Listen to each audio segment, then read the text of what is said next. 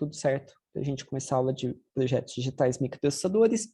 A ideia é a gente fazer uma revisão de circuitos combinacionais, tá? Bom, se você lembra tudo de circuitos combinacionais, né, talvez você não precise assistir essa aula, né? Ah, mas se você não acha que não lembra tudo, então talvez faça bastante sentido, tá? Bom, então a gente falou na aula passada, né, essa primeira revisão de circuitos, a gente falou das operações básicas da álgebra booleana, e ou inversão, né, negação, complemento, maravilha.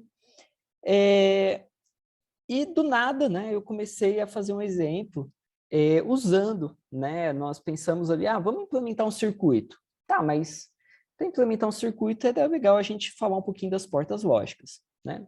Então, como faz algum tempo, né, que alguns não têm contato com essa parte, então a porta nota, né, a inversora, ela tem esse desenho, né? E a gente vai reparar que nos circuitos, vai ser bem comum a gente ter um circuito lá e ele ter uma porta, por exemplo, uma porta de entrada, sei lá, vou colocar aqui, e ela ter uma bolinha na frente, tá? E aí a gente já começa a pensar assim, bom, por que esse circuito tem esse formato, né?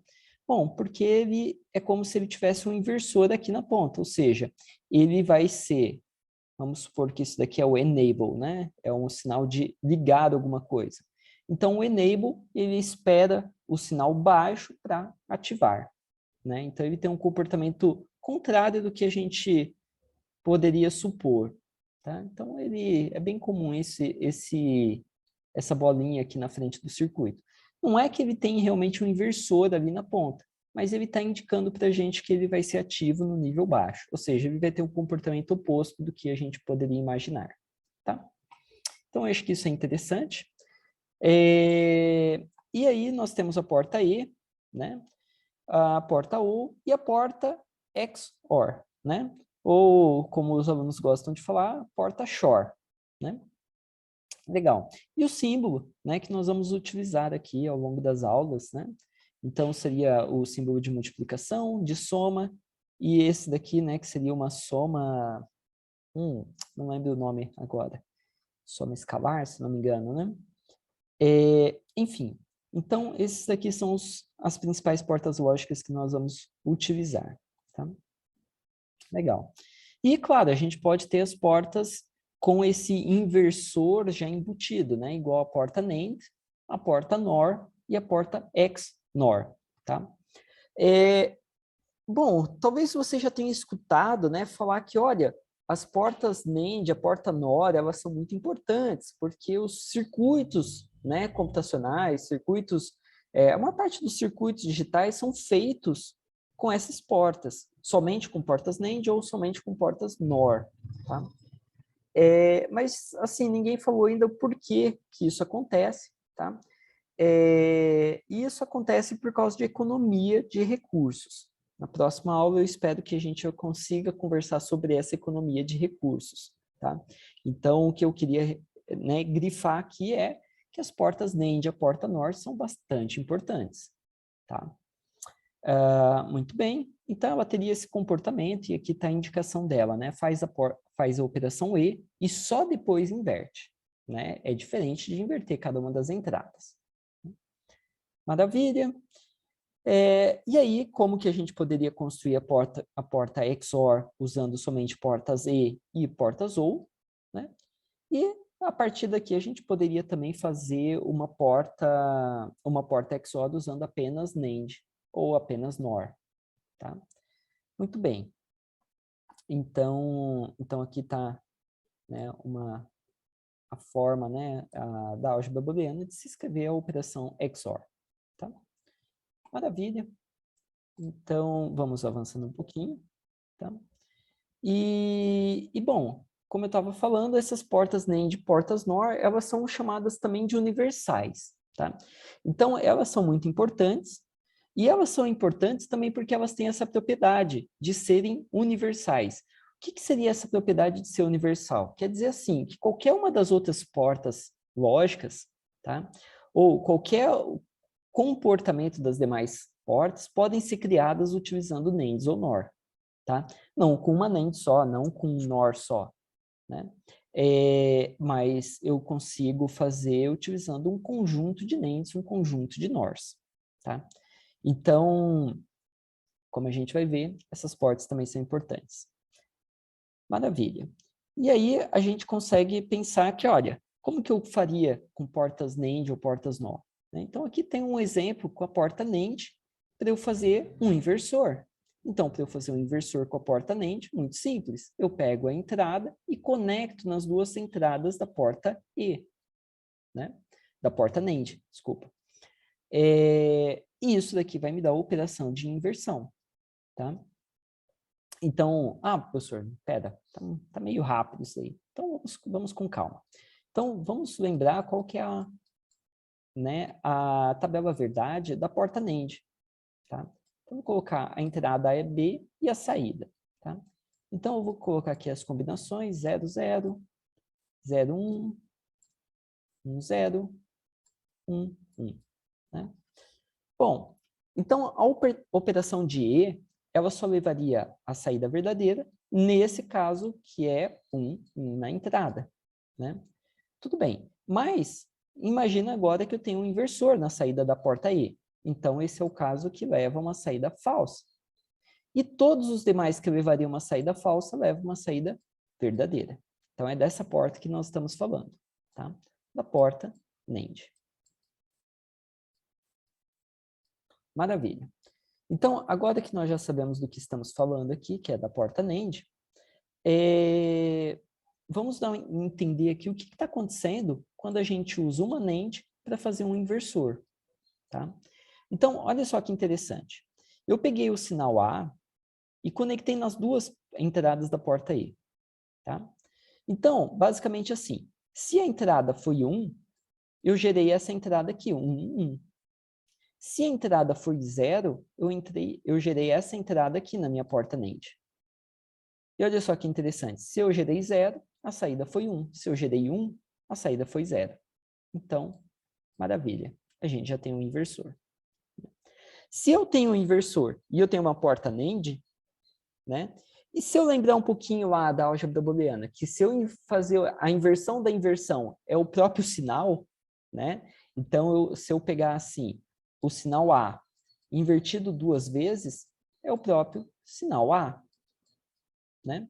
Então, eu consigo anular esse inversor que já tem naturalmente na porta NAND, utilizando o outro inversor aqui, né? De onde surgiu esse inversor? É esse que a gente acabou de ver, né? Maravilha. E a gente pode fazer a operação de OR, tá? A ideia da operação de OR é usando o teorema de De Morgan, tá? Então, o que a gente consegue ver aqui é se eu inverter x, inverter y... Opa, estamos aqui na linha de baixo, desculpa. Então, se eu inverter x, inverter y, e depois colocar essas duas operações invertidas, né? As duas entradas invertidas dentro de um NAND, o que eu tenho como saída? Uma operação de OR, né? Então, eu estou invertendo A aqui e eu estou invertendo B aqui. Então, aqui eu tenho B', aqui eu tenho A', a saída A ou B. Tá? Então, bem bacana, né? Então, assim, isso é muito... As coisas estão se conectando. Eu estava falando que as portas NAND e as portas NOR são as portas realmente utilizadas para construir circuitos, porque elas são econômicas, né? Econômicas como assim, professor? Elas ocupam menos área, tá? A gente vai falar isso na aula que vem. Se só usa NAND e NOR, a gente tem que ser capaz de fazer todas as operações. Sim, nós somos. Elas são universais. Maravilha. Então, avançando um pouquinho mais, tá? Tem um pequeno exercício aí para a gente quebrar a cabeça juntos, tá? Então, assim, existem 16 possíveis funções, né, para portas lógicas com duas entradas, né? Então, pense em todas as combinações possíveis que a gente pode ter de saídas, né, que uma porta de funções lógicas com as duas entradas, né? Eu tenho diversas saídas possíveis, tá? Então, vamos pegar duas saídas possíveis, tá? Que seria a saída da porta, e eu estou dando o nome para essa função, tá? A função P e a função Q, tá? Nota que ela não se parece com uma porta AND, ela não se parece com a porta OR, com a XOR, não parece com nada, né? Ela é verdade quando a entrada A é verdade. Ela é verdade quando a entrada B é verdade. Então, essas são a porta P e a porta Q, tá? Maravilha. Então, nota que A e B não são comutativos. Seria uma porta que, se eu inverter A e B, para de funcionar corretamente, tá? Então, isso é bem importante. Agora, sim, vamos dar uma olhada, ver se essas portas são universais, tá? Então, a ideia aí é para vocês pararem e pensarem um pouco. Como que eu faço, usando somente portas do tipo P, como que eu construo um inversor? Ou usando somente portas do tipo Q, como que eu construo um inversor? Tá? E depois, pensem aí um pouquinho. Somente usando portas P, como que eu construo uma porta E, né? Um AND. E somente usando portas Q, como que eu construiria um OR? Então, quebrem a cabeça aí um pouquinho para tentar achar essa solução. Então, nós podemos pensar o seguinte, olha só, nós queremos olhar, vamos olhar aqui o primeiro, né, o item A, tá? Então, seria essa tabela verdade aqui que nós estamos olhando. Nós queremos fazer um inversor. Então, o inversor, ele tem um sinal apenas, não é isso? E esse sinal, ele vai ser invertido. Maravilha. Então, assim, eu tenho um sinal aqui que ele é 1, o restante é 0. Então, esse 1 aqui, ele é bem importante para a gente, né? Porque, ora, quando eu colocar 0 aqui, eu vou ter que gerar 1. Tá. Agora, em que circunstância eu poderia colocar 0 na entrada e a saída ser 1? Bom, a circunstância é somente se esse daqui for a porta B, se for a porta B da minha porta lógica, né? Então, eu coloco aqui. Essa daqui seria a entrada do meu sinal e aqui a saída. Se eu fizer isso, vamos ver o que acontece. Quando for 0, a saída é 1. E olha só, sem muita mágica, quando a entrada for 1, a saída acaba sendo 0. Né? Ah, professor, mas espera lá. Tem uma coisa aí que está faltando. Olha só, para isso acontecer, isso só acontece, o 0 aqui na entrada virar 1, se a porta A tiver com a entrada em alta, com a entrada verdadeira, a entrada em 1. Né? Então, nesse caso, onde que nós estaríamos aqui é aqui, né? Ó. Nós estaríamos olhando essa parte da tabela. Como que eu faço para forçar que a entrada A tenha 1? Bom, eu poderia ligar ele aqui no VDD, ou forçar o sinal 1. Né? Ou seja, eu estou forçando aqui o sinal 1 na porta A. Quando eu forço o sinal 1 na porta A, essa parte da tabela verdade de cima nunca vai acontecer, porque o A sempre vai ser igual a 1. E aí, naturalmente, a porta B, quando for 0, a saída é 1. Quando é 1, a saída é 0. Né? Então, nós temos nossa porta inversora. Tá? Então, maravilha. Como que eu poderia fazer isso para a porta Q? Que seria a segunda pergunta. Né? Então, utilizando exclusivamente portas Q. Então, nota, mesma coisa, a gente está tentando fazer uma gambiarra para que essa porta Q vire um inversor. Tá? Então, vamos pensar um pouquinho como fazer isso daí.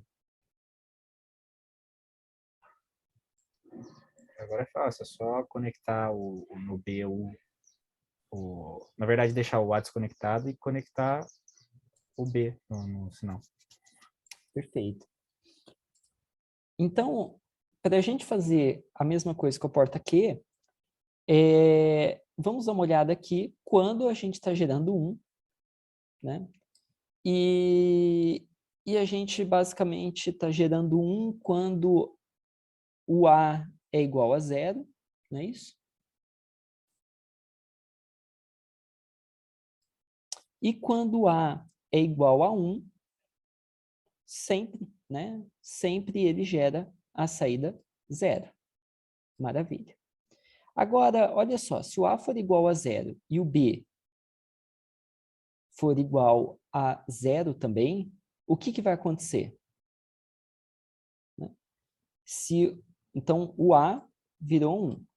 Agora, se o A for 0 e o B for igual a 0, ele vai gerar 0. Opa, então não podemos. Então, o que nós precisamos garantir? Nós precisamos garantir o valor de B. Então, olha só. Deixa eu limpar um pouquinho isso daqui.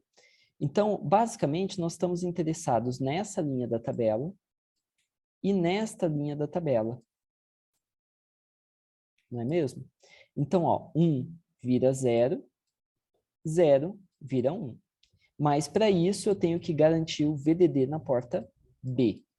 Né? Então, agora aqui o 1 vai estar ativo, aqui vai ser a entrada da minha inversora e aqui a saída da minha inversora. Tá? Então, feito. A gente conseguiu fazer uma gambiarra bem parecida para P e para Q. Né? Agora, a gente quer avançar um pouquinho mais. Nós queremos fazer, olha, como que eu posso fazer uma porta E de 2 entradas ou uma porta OU de 2 entradas? A porta E usando portas P e a porta OU usando portas Q. Tá? Então, pare um pouquinho e pensa sobre como fazer isso. Então, basicamente, para a gente fazer esse exercício C aqui, o que nós vamos precisar fazer? Vamos dar uma olhadinha nessa tabela aqui de novo, né?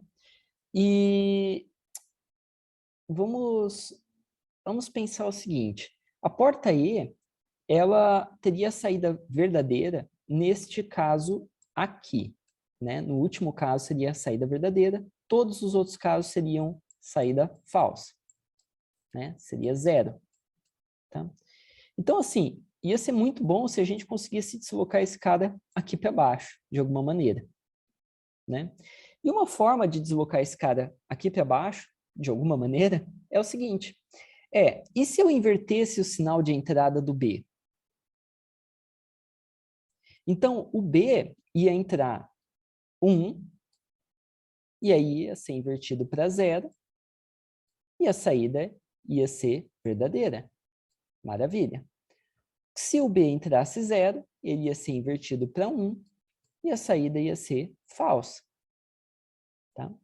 Então, basicamente, o que a gente está tentando fazer é o seguinte, a gente teria a entrada A e a entrada B.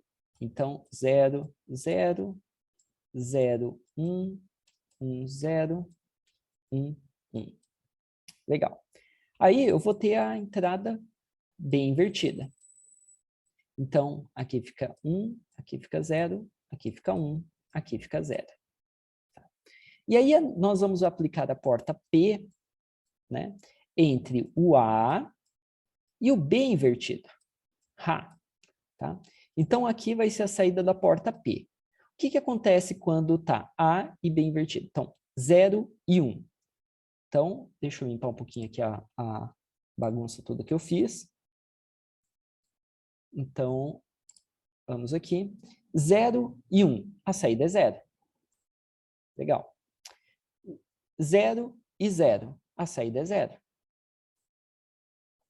1 e 1. 1 e 1.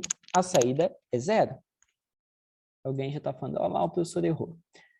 1 e 0. 1 e 0, a saída é 1. Tá? Então, olha só que interessante. Se nós focarmos aqui quais eram as entradas originais e qual era a saída que nós obtivemos, a gente vai ver que está uma porta E perfeita. 0, 0 gerou 0. 0, 1 gerou 0. 1, 0 gerou 0. 1, 1 gerou 1. Tá? Então, basicamente, o que eu tenho que fazer? Eu já sei fazer inversor com portas P, eu teria que inverter, né, logo aqui na entrada, fazer uma inversão antes da entrada B, né? Então, eu teria que fazer como se fosse assim, né? Desculpem o desenho, né? Mas aqui seria o A e aqui seria o B. Logo, aqui dentro estaria o A e o B invertido.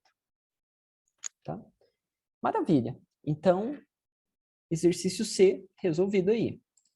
Agora, e como que eu poderia fazer esse desafio D aqui, né? Utilizando apenas portas Q, construir uma porta OU de 2 entradas. Tá? Bom, a porta OU, ela tem como característica qual? Vamos pensar qual que seria a saída esperada da porta OU, né? A saída esperada da porta OU seria 0 aqui, 1 aqui, 1 aqui, 1 aqui. Tá? Então, basicamente assim, a gente já está notando que, olha, está bem longe, né? Eu teria que ter vários 1s e apenas um 0. O que eu tenho é exatamente o inverso disso. Opa, o inverso disso não é tão ruim, né?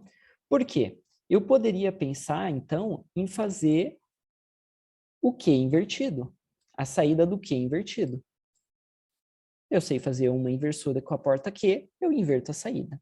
Como que ficaria o Q invertido? Ficaria 1, 0, 1, 1.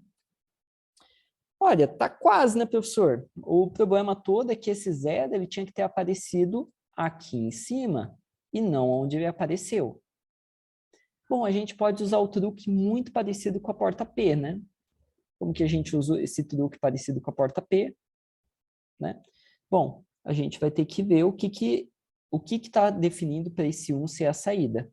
O 0 sempre foi, o A sempre foi 0. O B, que foi 1, e aí gerou a saída 1. Então, se eu invertesse esses camaradas aqui, eu teria, né, a saída corretamente. Então, basicamente, o que eu teria que fazer é um inversor aqui na entrada da porta B e um inversor aqui na saída da porta Q. E aí nós teríamos, então, A, B, aqui dentro teria o B invertido, e aqui eu teria a saída desse Q invertido, que nada mais é do que A ou B. Tá? Então, não entendi muito bem, faz a tabela verdade, tá? Que vocês vão se dar conta aí. E aí vocês podem pensar em outros desafios, né? Pegar pensar em outras portas, né, hipotéticas e ver como verificar se elas são universais ou não, tá? Legal. Então, avançando aqui, joia. Tá, então os blocos digitais básicos, né, são os somadores, subtratores, e todos esses blocos básicos são feitos com essas portas que a gente acabou de falar, né? Claro, a porta P e a Q é hipotética, é só um exemplo para a gente brincar com isso de portas universais, tá? Mas daqui para diante a gente vai estar interessado em outros circuitos, por exemplo, somador, subtrator, codificador, decodificador, multiplexador e tudo mais. Tá? Nós vamos ver somente os circuitos combinacionais, tá? Nesse encontro. Depois a gente vai ver os sequenciais mais para frente. Tá? Muito bem. Então, vamos dar uma olhadinha no Raff-Eder, vamos dar uma relembrada nele, tá? O meio somador. Bom, o meio somador, então vamos pensar nesse exemplo, né? Elaborar um circuito com 2 entradas, A e B, que tem a saída S1 e S0, né? Então, basicamente, quando alguém te pedir para fazer um meio somador, ele vai estar te falando isso, né? Olha, você faz um circuito digital aí com 2 entradas, de tal forma que a saída S1 e S0, né, que são binárias, ela vai representar a soma aritmética de A e B. Tá? Então, aqui a gente começa a pensar, tá, eu tenho que fazer um circuito. Quantas saídas tem esse circuito? Tem 2 saídas. Ótimo, então eu vou pensar em basicamente 2 circuitos isolados. Um para saída 0, um para saída 1. Maravilha. Se são 2 circuitos isolados, eu vou pensar em 2 fórmulas algébricas, né? Álgebra booleana. Então, 2 funções booleanas separadas, uma para S0, uma para S1. Tá? E aí a gente pode simplificar como a gente já fez, né, reviu na última aula, usando mapas de Carnot, tá? Ou usando as propriedades da álgebra booleana. Tá? Então, basicamente, o que é bastante útil aqui? A gente fazer a tabela verdade, né, do que pode acontecer. A tabela verdade do que pode acontecer aqui é muito fácil, né? Se A e B forem 0, a saída tem que ser 0 e 0. Se A ou B for igual a 1, a saída vai ser 0, 1. E se os dois forem iguais a 1, a saída vai ser 1 e 0. Né? Então, é bem simples de se pensar como implementar esse meio somador. Tá? Muito bem. Então, basicamente, o S0 ele vai ser deixa eu pensar aqui, um ou exclusivo de A e B, não é isso? Se um dos dois estiverem igual a 1, a saída é 1. Se os dois forem iguais a 1, aí somente o S1 tem que ser verdadeiro. Ou seja, o S1, na verdade, é uma porta E. Né? Então, basicamente, um meio somador, né? Ele implementa essas duas tabelas verdade, né? De uma forma muito simples. Então, legal. Agora, o meio somador é legal, porém, se eu quero somar N bits, eu não consigo fazer com meio somador. Né? Por que eu não consigo fazer com N somador? Bom, porque ele não tem aquele vem1 dos bits anteriores. Né? Então, eu precisaria de um somador completo. Tá? O somador completo, qual que é a diferença dele? Ele vem aqui, ele considera um terceiro elemento, que seria o chamado carry, ou o vem1. Tá? Maravilha. Então, o full adder, né? Ele seria, né, o uso dele seria aqui no meio de uma soma, né, quando eu tenho o A e o B, mas eu também estou somando o vai1 que foi gerado. Né? Então, o que ele vai gerar de resultado? Ele vai gerar a saída da soma e ele vai gerar o próximo vai1. Nota que o meio somador ele já estava gerando o vai1. Né? Só que ele estava gerando o vai1, nesse caso, onde só tinha o A e o B. Tá? Então, esse vai1 vai ser um pouco mais complexo quando eu tiver o terceiro elemento aí sendo somado. Tá? Muito bem. Então, como que eu poderia fazer esse circuito? Né? Eu tenho aqui as tabelas verdades, já no formato do mapa de Carnot, né? Onde eu tenho o C de carry, né? O de vai1, e o resultado da soma. Né? Então, quando a soma vai ser igual a 1 e quando o vai1 vai ser igual a 1. Tá? E, basicamente, a implementação desse circuito, né? Ela é feita através de uma porta XOR, né? Para fazer a soma. Ou seja, se somente um desses três elementos aqui da entrada for igual a 1, a saída é 1. Né? Mas tem outra propriedade, né? Que é a seguinte: se eu tiver todos os elementos igual a 1, a saída também vai ser igual a 1. Tá? Por quê? Bom, se somente um deles for igual a 1, então a soma é 1. Então, o resultado é 1. Se os três forem igual a 1, o resultado é 3. E 3 em binário é 1, 1. Tá aí. Tá? Muito bem. Um exercício legal para a gente pensar em fazer, tá? Vocês pararem e pensarem, como que eu posso fazer um full adder, um somador completo, utilizando half adders, né? Meios somadores. Tá? Então, será que eu consigo unir dois meios somadores para fazer o somador completo? Né? Então, pensem como fazer isso. Talvez vai ter que usar uma porta lógica a mais. Tá? Mas é um exercício bem interessante de ser feito.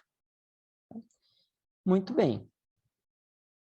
Então, chegamos ao final do somador.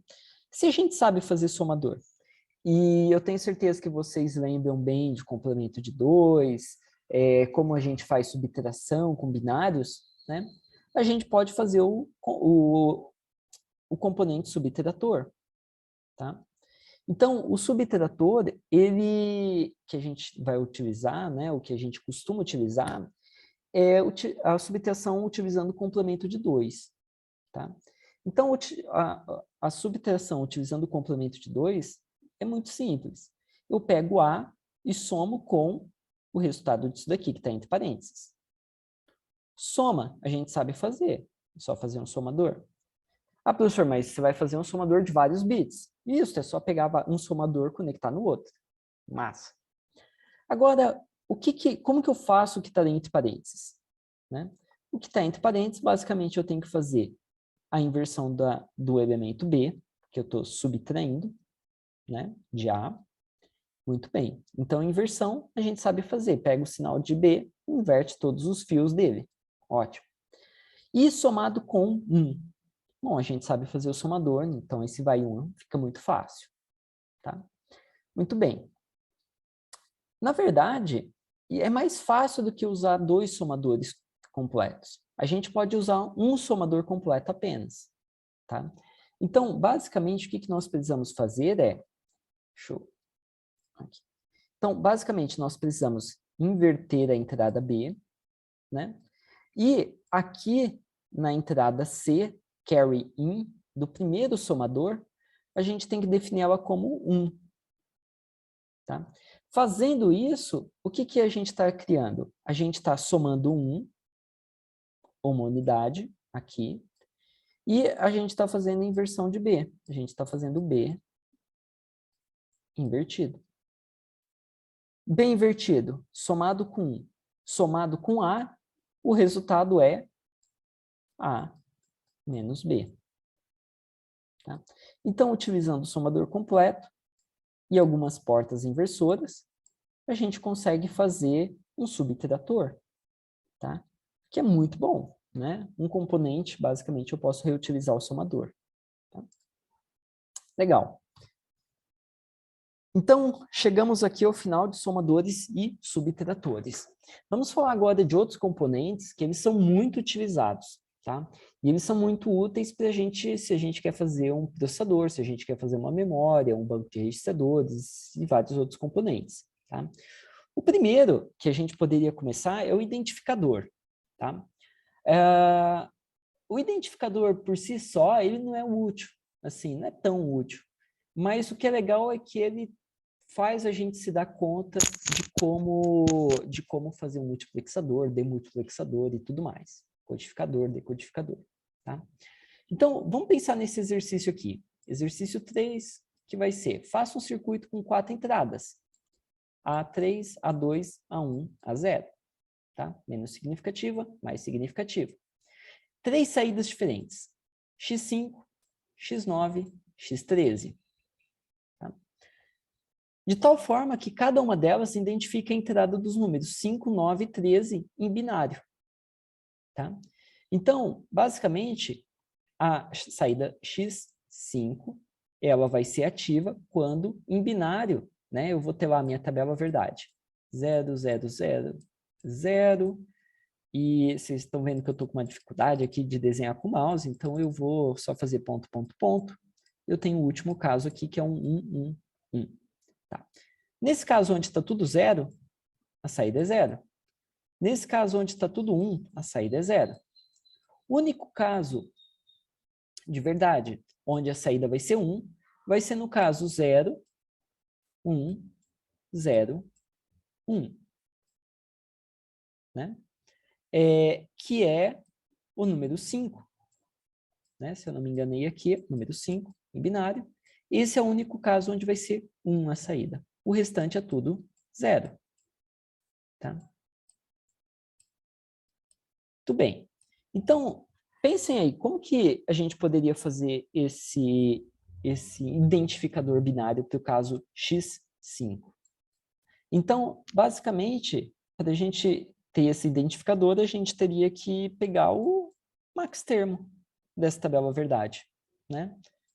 A3 invertido, e A2, e A1 invertido, e A0. Então, isso daqui eu conecto na minha saída X5 e maravilha. Então, a mesma coisa eu posso fazer para o X9, a mesma coisa eu faço para o X13. Tá? E aí a gente acabou de fazer um identificador binário, tá? Essa ideia do identificador binário, ela é super poderosa, tá? Por quê? Basicamente, a gente está fazendo um decodificador, onde a gente tem um número escrito em binário. Se a gente fizer para todos os x, x1, x0, x1, x2, x3, x4, a gente tem um decodificador binário, tá? Então, por isso que o identificador é legal, porque a gente se dá conta que não é complicado de fazer essas coisas, tá? Então, está aqui o circuito do identificador, né, para x5, x9, x13, tá? Maravilha. E aí a gente pode, então, pensar em fazer codificadores e decodificadores, tá? Então, um decodificador, o que que ele faz? Ele recebe uma saída binária, tá?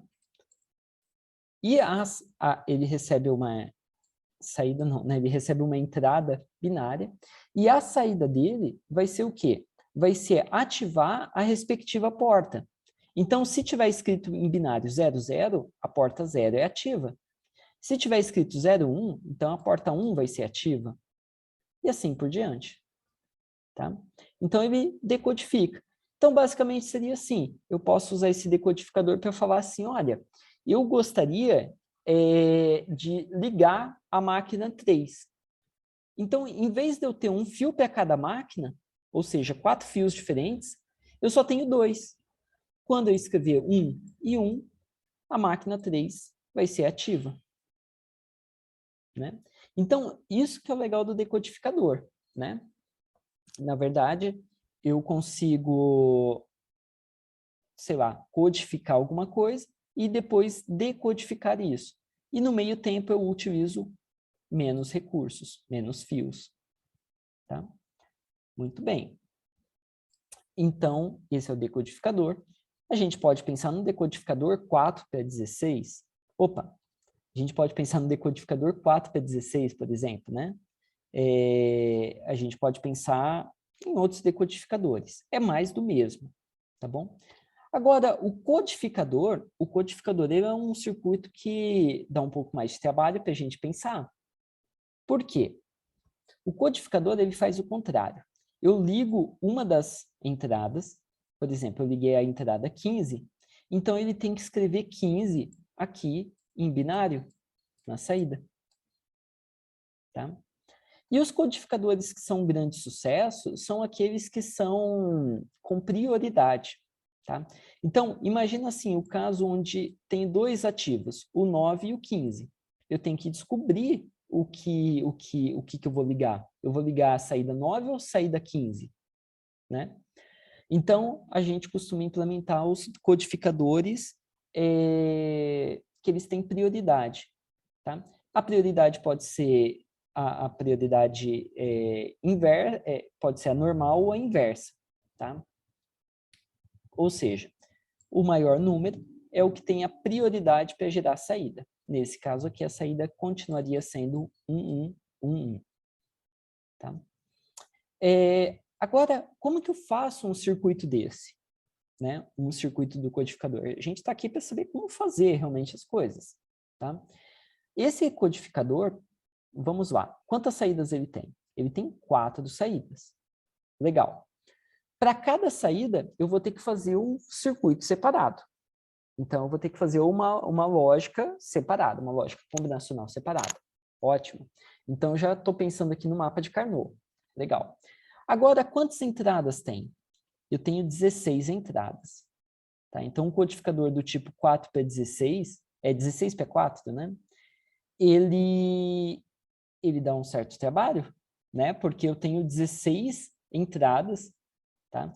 Pense em todas as combinações possíveis, né? 2 na 16. É bastante, tá? Então, ele começa a ficar cada vez mais complexo, o codificador, tá? Ele fica bem difícil de ser construído, tá bom? A gente pode pensar ali, fazer algum codificador pequeno, né? Para a gente entender como funciona, tá? Os codificadores, eles são muito, muito importantes, né? Por quê? Se, por exemplo, em telecomunicações, né? Eu poderia fazer um codificador, né?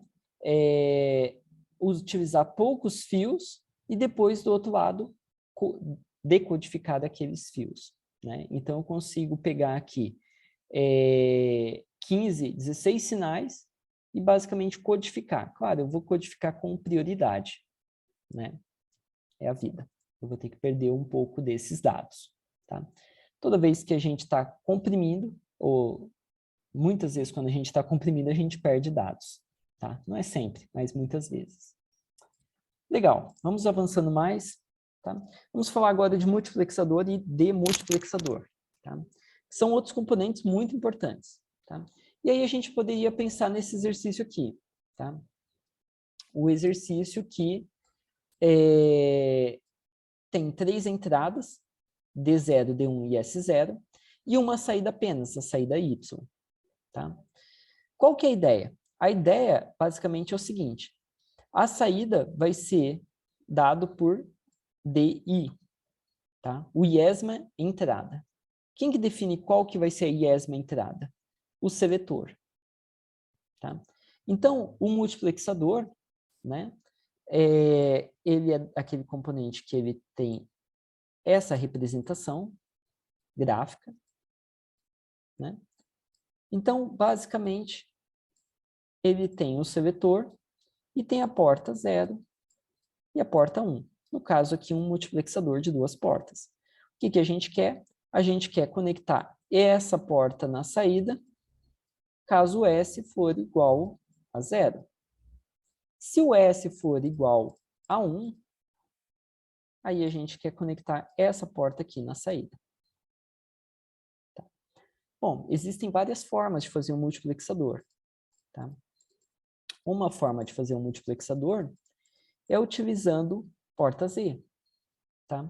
Então, a porta E é uma porta interessante, porque ela deixa um sinal passar somente se o outro sinal permitir. Pensa bem, né? Imagina aqui que eu tenho o seletor, tá? Então, se o seletor for igual a 1, aí o sinal que está vindo daqui, ele deixa ser propagado para cá, né? Somente se o sinal for igual a 1.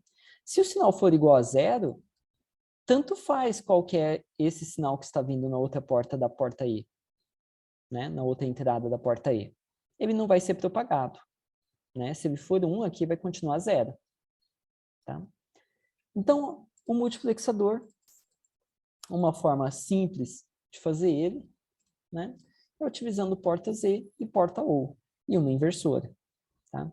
Então, se o seletor estiver em 1, o sinal D1 é o que vai comandar a saída, Y. Se o D1 for igual a 0, a saída é igual a 0. Se o D1 é igual a 1, a saída é igual a 1.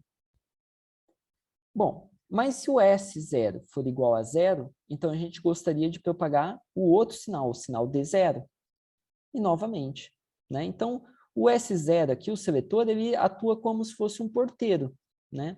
E a porta END seria as portarias, né? Então, ele só deixa entrar se ele estiver ativo naquele momento. Tá? Legal, esse é um multiplexador, tá?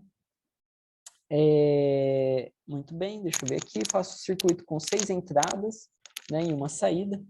Então, a gente pode pensar em fazer multiplexadores maiores, tá? Então, aqui seria um multiplexador de 4 entradas. Se ele tem 4 entradas, eu tenho que ter 2 seletores para selecionar entre as 4 entradas, qual vai ser a saída. Tá? Legal. Então, está aqui o MUX 4:1. Certo? Maravilha. Maravilha, está aqui. Joia. Outra forma de construir um multiplexador é com um decoder, né? Ou seja, eu estou usando o seletor para ativar uma das saídas altas aqui. Tá? Então, o decoder poderia ser utilizado.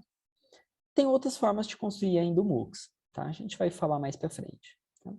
E o DeMUX? O DeMUX, ele faz o contrário do multiplexador, tá? Então, eu tenho uma entrada apenas, tá? Deixa eu tentar escrever aqui. Então, eu vou ter uma entrada apenas, aqui, e os seletores vão dizer qual das saídas vão receber aquela entrada. tá? Então, a gente já consegue imaginar, né? Se tiver escrito 000, então vai ser a saída 0 que vai receber a entrada, tá?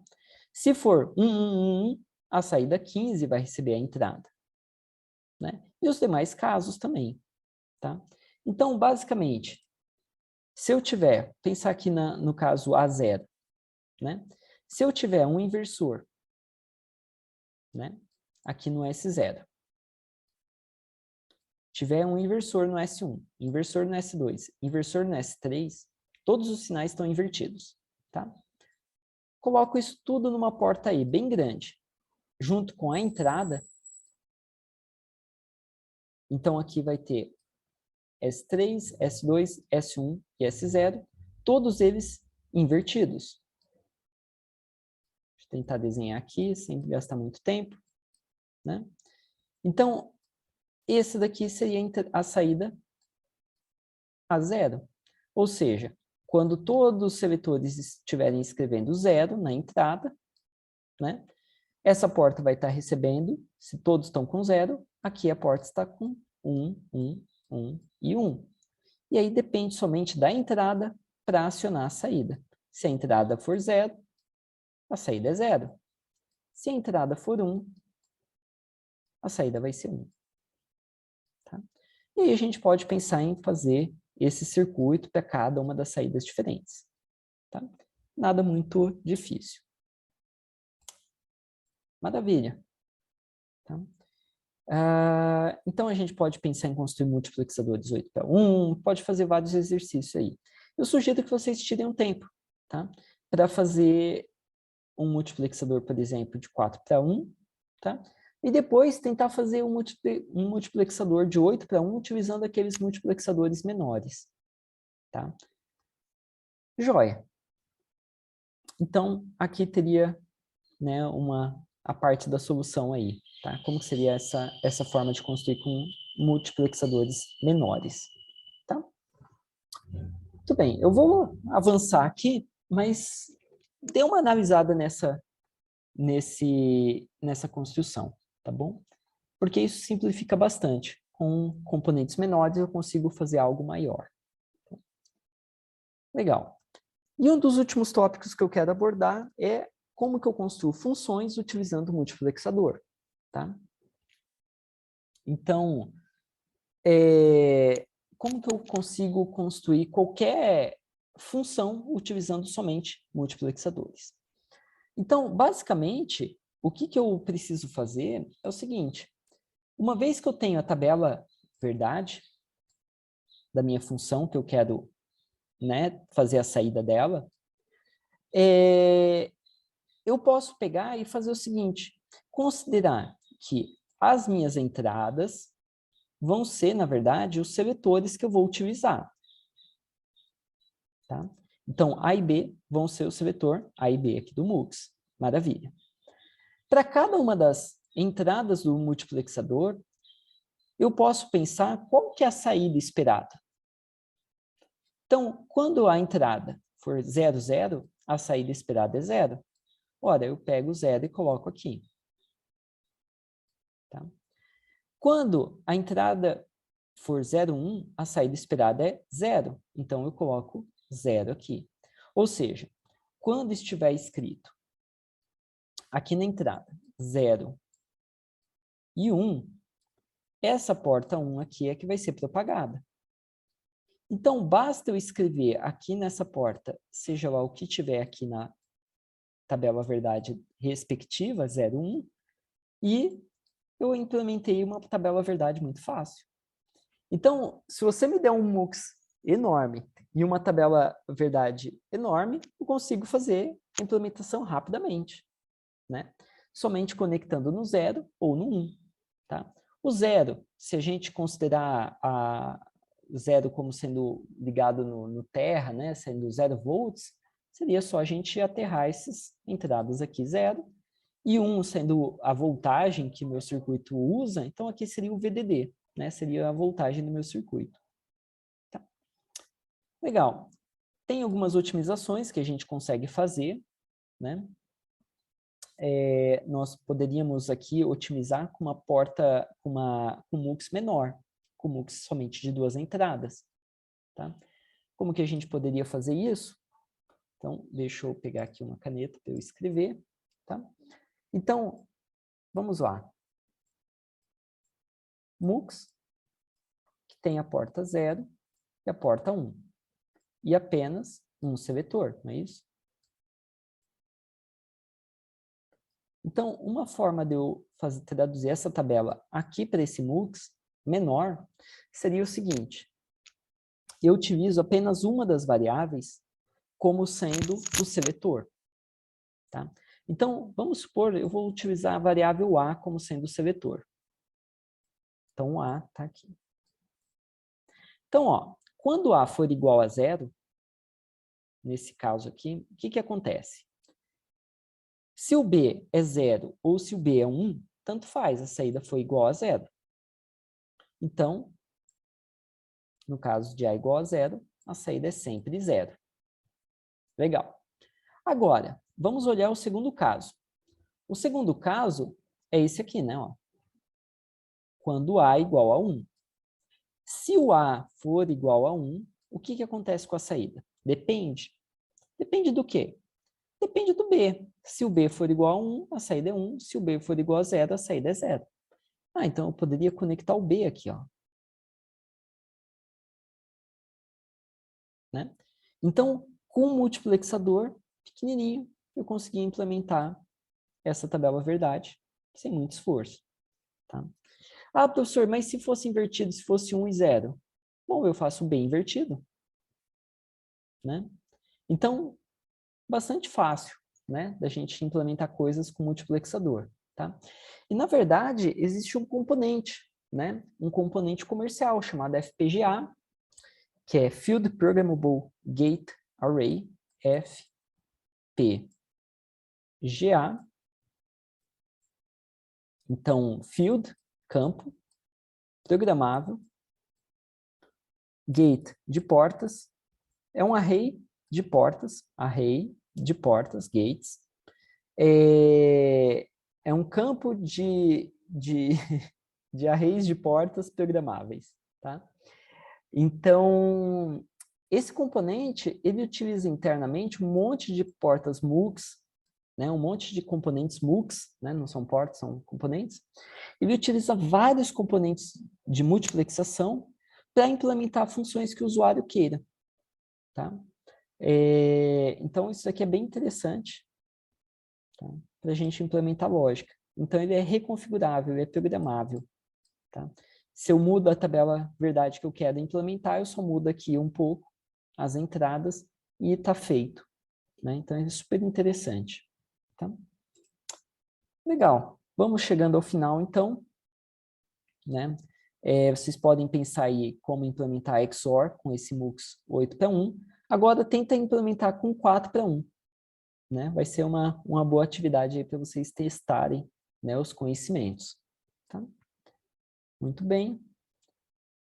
E, por último, né, para a gente finalizar, a unidade lógico-aritmética, que é meio que como uma forma legal, uma forma bem interessante da gente unir todos esses componentes que a gente fez. Tá? E, de verdade, a unidade lógico-aritmética é um dos corações do processador, né, de um processador. Então, o que é essa unidade lógico-aritmética? Ou como a gente chama, ULA, né? A ULA, ela nada mais é do que um circuito que, caso eu selecione fazer a operação soma, o resultado é a soma. Caso eu selecione fazer a operação subtração, o resultado é a subtração. Então, basicamente, a ULA, ela não tem segredo nenhum, gente. Né? Porque, olha só que interessante. Se eu tenho um multiplexador, nesse caso aí, né? Eu tenho um seletor. Tá? O seletor de operação. Né? Se a operação for 0, então eu quero fazer uma soma. Se a operação selecionada for 1, eu quero fazer uma subtração. Então, eu posso pegar um multiplexador e fazer o quê? Aqui eu tenho o resultado de A com B. E aqui eu fazer A menos B.